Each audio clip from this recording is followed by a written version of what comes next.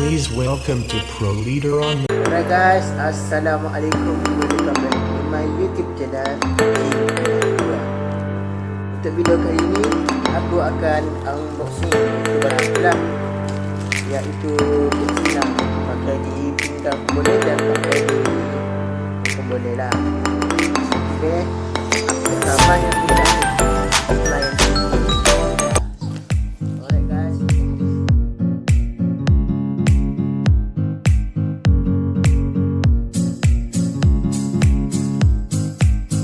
beli.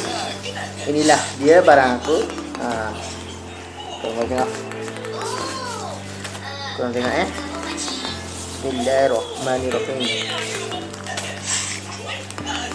Bismillahirrahmanirrahim. Kalau korang nak tahu aku beli berapa ringgit ni, aku beli dalam RM3 sekali dengan penghantaran dia RM11 lah guys. RM12. Kalau korang nak beli pun boleh. Barang dia pun cantik. Ini dia. Korang tengok. Barang dia pun cantik. Okey.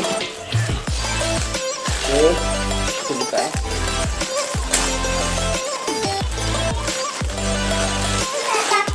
Okey guys. Ini dia guys. Bed apehlic guys. Bed apehlic. Dia ada banyak jenis sama. Ini belakang. Okey, dia benda. Okey, belakang ada juga. Ada zip belakang dan lampu. Yang depan pun ada juga. Okey. And ni guys.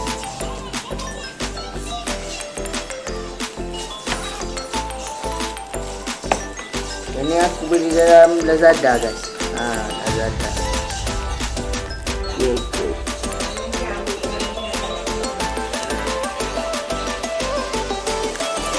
Okay guys, kita itulah video aku kali ini. And aku tak banyak pun, kita lihat juga, buang masa saja. Kita balik, kita pakai dan kita boleh bawa video yang jelas. And habiskan di episode. Aku akan meniaga dekat pantai dari 10. Aku akan meniaga toilet buah. Okay, di situ saya like juga kepada korang ini. Harap korang support, share, like, komen. Ajak kawan-kawan tengok Kim Iman 2 guys.